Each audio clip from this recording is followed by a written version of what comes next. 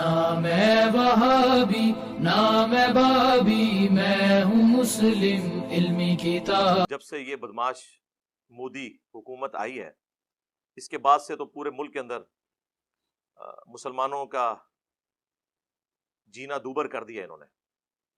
اس کے علاوہ بھی جو آزادی ہمیں یہاں پہ حاصل ہے، خصوصاً مذہبی آزادی، یہ الگ بات ہے کہ مولویوں کا طبقہ یہاں پہ کافی مضبوط تھا، اس کی وجہ سے وہ اختلاف رائے برداشت نہیں کرتے تھے، لیکن اب کافی حد تک ان سب کا سافٹ ویئر اپڈیٹ ہو چکا ہے الحمدللہ۔ ان تمام کمزوریوں کے باوجود پاکستان کی صورتحال at least freedom of expression کے پوائنٹ آف ویو سے، دین کی تبلیغ کے اعتبار سے دنیا میں سب سے سازگار جگہ مسلمان ملکوں میں یہی ہے۔ غیر مسلم ملکوں میں تو آپ کو پتہ ہے ویسے ہی بڑی آزادی ہے، یہاں بھی کسی کی جان کو خطرہ ہوتا ہے تو یورپ اور امریکہ میں جا کے پناہ لیتے ہیں، پھر وہاں جا کر وہ کس منہ سے انہیں یہ کہیں گے کہ اسلام میں آ جاؤ اور اسلام امن کا دین ہے؟ وہ کہیں گے تو اپنی جان بچانے کے لیے ہمارے پاس آیا ہوا ہے، ہماری جان کو بھی ونریبل کرنا ہے تو نے۔ البتہ جتنے مسلمان ملک ہیں ان میں سب سے زیادہ اگر کوئی مذہبی آزادی ہے نا کسی ملک کے اندر تو وہ پاکستان ہے، ورنہ آپ سعودیہ کے اندر، ایران کے اندر، جو مذہبی قسم کے بھی ملک ہیں ان کے اندر بھی آپ ایک خاص ریڈ لائن کو کراس نہیں کر سکتے، اور وہ ریڈ لائن بھی ان کی خود ساختہ بنائی ہوئی ہے، چاہے وہ قرآن و سنت میں بھی لکھا ہوا ہو۔ خصوصاً ہمارا یہ پلیٹ فارم جس طرح کی باتیں کر رہا ہے، یہ تو نہ سنیوں کو ہضم ہوتی ہیں نہ شیعہ کو ہضم ہوتی ہیں۔ جس کے مفاد کے اوپر زر پڑتی ہے وہ کہتا ہے جی انجینئر صاحب جو ہے وہ بڑی زیادتی کر رہے ہیں ہمارے ساتھ۔ یہ کوئی نہیں کہتا کہ یہ جو کچھ کہہ رہا ہے یہ بالکل ٹھیک کہہ رہا ہے، لکھا یہ ہوا ہے، لیکن چونکہ ہمیں اس سے تکلیف ہوتی ہے اس لیے یہ انتشار ہے۔ تو وہی بات ہے کہ اگر اس کی وجہ سے انتشار ہو رہا ہے یا یہ گند کو ہائی لائٹ کرتا ہے تو یہ سارا گند تو آپ کے بزرگوں کا ڈالا ہوا ہے، ہم تو صاف کر رہے ہیں۔ تو صفائی کرتے وقت تعفن تو اٹھے گا، اس کی بدبو تو آئے گی، لیکن انشاءاللہ ایک دفعہ صفائی ہو جائے گی تو پھر آئندہ کے لیے انشاءاللہ سکون ہو جائے گا۔ تو اللہ کے حضور سب کے سب لوگ شکر ادا کریں اس موقع کے اوپر، آج کے دن کے اعتبار سے۔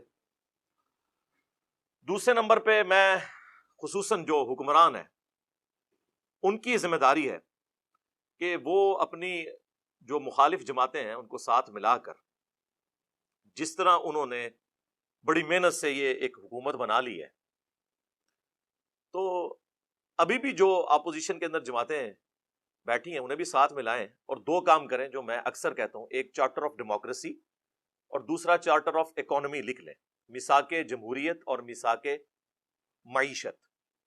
اس کا فائدہ یہ ہوگا کہ آمدہ سے کوئی انفیئر مینز کے ذریعے دوسرے کی حکومت نہیں گرائے گا۔ جس طریقے سے آپ کو پتا ہے 2017 میں ایک حکومت گری اور پھر ابھی عمران خان صاحب کی حکومت کو بھی گرایا گیا، یہ حرکتیں نہیں ہوں گی۔ پھر وہ کہتے ہیں آئینی طریقہ ہے، وہ ہمیں پتہ ہے کہ کتے کو حلال کرنا جس طرح مولویوں کو آتا ہے، اسی طریقے سے آئین کے اندر کوئی شک تلاش کر کے اور حکومت کو الٹنا یہ ہمارے پولیٹیشنز کو آتا ہے، ان کو پتہ ہوتا ہے کہ جو کچھ یہ کر رہے ہیں۔ تو یہ فائدہ ہوگا کہ اس طرح کسی کی ٹانگیں نہیں کھینچی جائیں گی۔ دوسرا، اگر معیشت کا چارٹر لکھا گیا پھر کوئی حکومت یہ نہیں کہے گی کہ یہ تو پچھلی حکومت نے معاہدے کیے ہوئے تھے، ہمیں تو ملک ملے ہی دیوالیہ، ہم ہوتے تو اچھی ٹرمز پہ کرتے، جس طرح بھی یہ آج کی حکومت کہہ رہی ہے جی آئی ایم ایف کے ساتھ معاہدہ عمران خان صاحب نے کیا تھا۔ اب اگر اس وقت عمران خان صاحب، اس وقت کے اپوزیشن لیڈر شہباز شریف صاحب جو آج کل پرائم منسٹر ہیں، ان کی بات مان لیتے، جو انہوں نے قومی اسمبلی میں تقریر کرتے ہوئے کہا تھا کہ ٹھیک ہے ہم ویسے اختلافات اپنی جگہ، ہمیں میثاق جو معیشت ہے یہ لکھ لینا چاہیے، تو پھر یہ بھی ان کو کسی صورت گلا نہ کر سکتے۔ چلیں اب بھی میں رات کو دونوں پرائم منسٹرز کی تقاریر سن رہا تھا، جو موجودہ پرائم منسٹر ہیں پی ٹی وی والے اور جو دوسرے پرائم منسٹر ہیں سوشل میڈیا والے، یعنی شہباز شریف اور عمران خان صاحب۔ تو ایک ویسے میرے دماغ میں خیال آیا کہ کیا ہی اچھا ہوتا کہ یہ ایک جگہ پہ بیٹھ کے دونوں اپنی اپنی باتیں کر رہے ہوتے، بجائے ایک دوسرے کے خلاف کر رہے ہوتے، لیکن ایک فورم پہ بیٹھے ہوتے، اپنا اپنا موقف عوام کے سامنے رکھتے۔ آپ امریکہ میں دیکھیں کتنے سخت قسم کے انتخاب میں جو حریف ہیں وہ سامنے آتے ہیں، لیکن جب الیکشن کے رزلٹ آتے ہیں وہ ایک دوسرے کو تسلیم کرتے ہیں بڑے اچھے طریقے سے۔ یہ ایک ٹرمپ کی مثال ہی تھوڑی سی عجیب ہے، ادروائز اوورآل امریکہ کی ہسٹری میں آپ کو کوئی اس قسم کی چیزیں، لیکن وہاں بھی ایسا نہیں ہوا کہ انہوں نے کوئی حکومت الٹ دی ہو۔ جس دن ٹرمپ نے حلف اٹھایا تھا پورے امریکہ کے اندر آپ کو پتا ہے احتجاج ہو رہے تھے، لیکن یہ نہیں ہوا کہ اس کی حکومت ختم ہو گئی ہے، جمہوریت کو کوئی خطرہ نہیں ہوا. اور جس دن جو بائیڈن نے حلف اٹھایا ہے، ٹرمپ کے ماننے والے جو لوگ تھے وہ احتجاج کر رہے تھے، لیکن اس سے حکومت نہیں گری. حکومتیں ایسے گرنی بھی نہیں چاہیے. تو یہ چارٹر آف ڈیموکریسی اور چارٹر آف اکانومی لکھ لی جائے تو پاکستان کے 90% مسائل حل ہو جائیں گے. اس کے بعد ہی کوئی حکومت اچھی چیزیں عوام کو ڈلیور کر سکتی ہے. ظاہر پالیسیز بنانی ہے تو وہ ظاہر اکانومی میں ہی آتی ہے نا. ہمارا اس وقت سب سے بڑا مسئلہ جو ہے بھوک پڑی ہوئی ہے. ہمیں اپنی فوج کو دینے کے لیے، سرکاری ملازمین کو دینے کے لیے تنخواہیں نہیں ہیں. اس کے لیے ہم IMF سے قرضے مانگتے ہیں، اور یہ وہ قوم ہے جو قرضہ ملنے کے اوپر خوش ہو رہی ہوتی ہے. اندازہ کریں کہ اتنے ڈالر آ گئے تو اب یہ ہو جائے گا. بھائی اتارنا بھی ہے اسے. یہ تو نہیں ہو سکتا کہ وہ آپ سے قسط مانگیں اور آپ کہیں کہ آیا جے غوری. ہاں انج نہیں دنیا دے کام چل رہے. آیا جے غوری کیڑی دنیا چ رہ رہے ہو اللہ دے بندے ہو، وہ گل کرنے والی کرو. ایک تو یہ کام ہے جو کیا جائے حکمرانوں کے پوائنٹ آف ویو سے اور اپوزیشن کے پوائنٹ آف ویو سے، بجائے اپنی اپنی قوموں سے خطاب کرنے کے ایک جگہ بیٹھ کے. آپ دونوں تو الگ ہیں لیکن جس قوم سے آپ خطاب کر رہے ہیں وہ تو ایک ہے نا، تو اکٹھے ایک جگہ بیٹھ کے خطاب کریں، اپنا اپنا پوائنٹ آف ویو بیان کریں. اس وقت چاہے حکومت ہو چاہے اپوزیشن ہو، ان دونوں نے اپنے ساتھ وہ لوگ بٹھائے ہوئے ہیں کہ جن کو یہ ماضی میں خود گالیاں نکالتے رہے. رات کو پرویز الہی صاحب نے بھی تو تقریر کی ہے نا، جو سٹنگ چیف منسٹر ہیں. ان کو عمران خان صاحب کیا کچھ کہتے تھے پہلے، تو اب ساتھ بیٹھے ہوئے ہیں. اسی طریقے سے شہباز شریف صاحب کے ساتھ زرداری صاحب جو بیٹھے ہوئے ہیں، تو یہ کیا ایک دوسرے کو کہتے رہے. مجھے کہنے کی ضرورت نہیں ہے، سوشل میڈیا پہ آپ ان کی تقریر سن سکتے ہیں. تو اب جب آپ لوگ اپنے مفادات کی خاطر اکٹھے ہو کے بیٹھے ہوئے ہیں تو قوم کے لیے بھی بیٹھ جائیں اور ایک چارٹر آف ڈیموکریسی اور ایک چارٹر آف اکانومی لکھ لیں، تاکہ آندہ سے کوئی اسٹیبلشمنٹ کا اعلی کار بن کر حکومت کو نہ گرائے. اس کے بعد میں جو ہمارے ریاستی ادارے ہیں، اور ظاہر ہے ادارے تو خیر یہ ایک کوڈ ورڈ کے طور پہ استعمال ہوتا ہے، ادارے تو دو ہی ہیں، باقی تو بیچارے سارے مظلوم ہی ہیں. چاہے پولیس ہو چاہے اٹامک انرجی کا ادارہ ہو، ادارے دو ہی ہیں پاکستان کے اندر، فوج اور عدلیہ. تو اس لیے میں نام لے کے کہوں گا کہ فوج اور عدلیہ، ان دونوں کو بھی اپنی حدود کراس نہیں کرنی چاہیے. اور یہ باتیں ہم اس وقت سے کر رہے ہیں کہ جب خود وہ جماعتیں جو آج بڑی اینٹی اسٹیبلشمنٹ بنی ہوئی ہیں ان کی گود میں بیٹھی ہوئی تھی. ہم اس وقت بھی کہتے تھے کہ اس کا رزلٹ بڑا غلط نکلے گا، اور وہ نکلا ہے، آپ کو پتا ہے. تو یہ دو ادارے جو ہیں فوج اور عدلیہ، یہ بجائے سیاست میں مداخلت کرنے کے، اور آپ تو خود بھی کہہ رہی ہے فوج بار بار اعلان توبہ کر رہی ہے لیکن ان کی توبہ قبول نہیں کی جا رہی پاکستانی عوام کی طرف سے. اس وقت پاکستانی عوام میں کوئی بھی بندہ نہیں ہے، کوئی جماعت ایسی نہیں ہے جو دل سے فوج کے حق میں دو جملے بولنے کے لیے تیار ہو. یہ جو کچھ بول رہے ہیں اوپر اوپر سے بول رہے ہیں، یہ آپ کو بھی پتا ہے. کچھ عرصہ پہلے نون لیگ کا جو بیانیہ تھا آج بھی ان کا وہی ہے. وہ تو اپنے مفادات کی خاطر ظاہر ایک انہوں نے لبادہ اوڑا ہوا ہے. اسی طریقے سے عمران خان صاحب نے بھی جو پچھلی حکومت میں لبادہ اوڑا ہوا تھا نا، وہ مفادات کی خاطر اوڑا ہوا تھا. ورنہ آج جو عمران خان صاحب باتیں کر رہے ہیں نا، عمران خان صاحب کا شروع سے یہی بیانیہ ہے. 2001-2 کی آپ ذرا تقریریں سنیں، جو مشرف صاحب کو لتاڑا کرتے تھے، جو کچھ انہوں نے اپنی کتاب میں لکھا، یہ تو لے آئے تھے کہ ساڈا بندہ ہے، لیکن انہوں نے دسیا تو بندہ نہیں، میں اللہ دا بندہ ہوں. ٹھیک ہے، تو اس کا نقصان ہی ہوا ہے نا.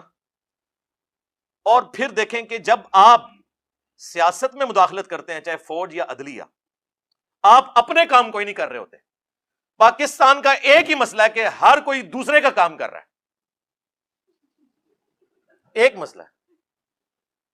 وہ ہمارے جو ایکس چیف جسٹس صاحب تھے، کبھی ہاسپٹل میں پہنچے ہوتے تھے، پھر انہوں نے کہا تھا میں نے ریٹائر ہو کے جو ہے وہ ڈیم فنڈ کے لیے جو ہے وہ خیمہ لگا لینا ہے وہاں پہ، پوری قوم کو بڑ بنا کے چلے گئے. ابھی تک بینکوں کے باہر جو ہے نا ان کے وہ لگے ہوئے ہیں چندہ فنڈ کے بینرز. لیکن ان سے کو پوچھ لے کہ سر یہ بتائیں کہ اس وقت پینڈنگ کیسز کتنے ہیں، تو وہ آپ کے اوپر توہین عدالت لگا دیں گے. آپ کون ہوتے ہیں پوچھنے والے؟ بھائی ہم وہ ہوتے ہیں پوچھنے والے کہ ہمارے ٹیکسز سے آپ لوگوں کی عیاشیاں فلفل ہو رہی ہیں. آپ لوگ 12 15 لاکھ پینشن لے رہے ہیں اور لائف ٹائم سیکیورٹی لے رہے ہیں. تنخواہیں اور پریویلیجز تو چھوڑ دیں، ہم ہی پوچھنے والے ہیں، آپ ملازم ہیں، ہم کوئی غلام ہیں؟ ہاں آپ غلام ہیں پاکستانی عوام کے. میں سرکاری ملازمت الحمدللہ 19 گریڈ میں نے ریٹائرمنٹ لی ہے. میں آج بھی کہتا ہوں ہم پاکستانی عوام کے غلام ہیں. بلکہ میرے آفس میں جب کوئی کہتا تھا نا ملک و قوم کی خدمت کر رہے ہیں، میں نے کہا یہ کون سا یار تماشا لگایا ہوا ہے ملک و قوم کی خدمت؟ جی اٹامک انرجی والے ملک و قوم کی خدمت کر رہے ہیں، مفت کر رہے ہو، تنخواہیں لے رہے ہو، گاڑیاں لی ہوئی ہیں، ہاؤس رینٹ لے رہے ہو، لائف ٹائم پینشن لوگ ہیں، یہ کون سی ملک و قوم کی خدمت ہو رہی ہے؟ یہ اسی طرح کی خدمت ہے جس طرح علماء کہہ رہے ہیں ہم دین کا کام کر رہے ہیں، چندوں پہ خدمت کون سی ہے؟ تنخواہ لے رہے ہو، یہ کون سی بات ہوئی؟ تو یہ اپنے کام نہیں کرتے. جس طرح عدلیہ کی پالیٹکس میں میرے اپنے کچھ کیسز پینڈنگ پڑے ہوئے کئی سالوں سے بڑی عدالتوں کے اندر، چھوٹی تو چھوڑ دیں آپ. دوسری طرف فوج بھی جب پالیٹکس میں مداخلت کرے گی، میں اکثر سوچتا ہوں کہ پاکستان کی جو پولیٹیکل سچویشن ہے، خصوصاً کچھ عرصے سے جو عمران خان صاحب کو نکالے جانے کے بعد بنی ہوئی ہے، میں سوچ رہا تھا کہ ہماری جو فوج کی قیادت ہے، جو بڑے ہیں، وہ شام کے وقت جب بیٹھتے ہوں گے تو وہ اپنے کاموں کو سوچ رہے ہوں گے یا یہ پالیٹکس کو ڈسکس کر رہے ہوں گے؟ آپ کا کیا خیال ہے ویسے بتائیں مجھے.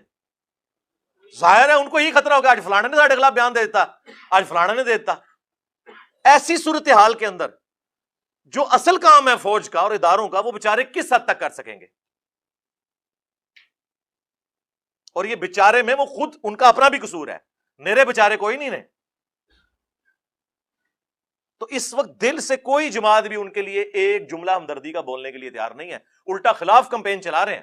یہ بھی جو کچھ آپ کو پتا ہے، وہ ہیلی کاپٹر میں کچھ فوجی شہید ہوئے اور کس طرح پھر کمپین سوشل میڈیا کے اوپر چلی. اور یہ تو وہ ہے جو آپ کو نظر آ رہی ہے. آپ لوگوں سے پوچھیں، آپ ہوٹلوں پہ جا کے ٹیبل ٹاک کریں، آپ کو اندازہ ہوگا کہ میں نے تو اپنی زندگی کے اندر کبھی بھی اداروں کے لیے وہ نفرت نہیں دیکھی ہے جو اس وقت ہے. ایک پی ٹی آئی بچی ہوئی تھی نا جو دفاع کر رہی تھی، آج سب سے زیادہ ان کی زبانیں کھلی ہوئی ہیں فوج کے خلاف. رہ گئی نون لیگ، پیپلز پارٹی، JUIF. وہ اگر کوئی جملہ بولیں گے بھی تو بس جنہوں کہتے ہیں گونگلواں تو مٹی چاڑنے واسطے، اندر سے وہ بھی خوش ہیں کہ ٹھیک ہو رہا ہے نا. ہاں تو یہ ہے ملکوں کی تباہی کا آغاز کہ جب پاکستان کے ادارے پاکستان کی عوام کی نظر میں بے عزت ہو جائیں، بے توقیر ہو جائیں. نہ میں وہابی نہ میں بابی، میں ہوں مسلم علمی کتاب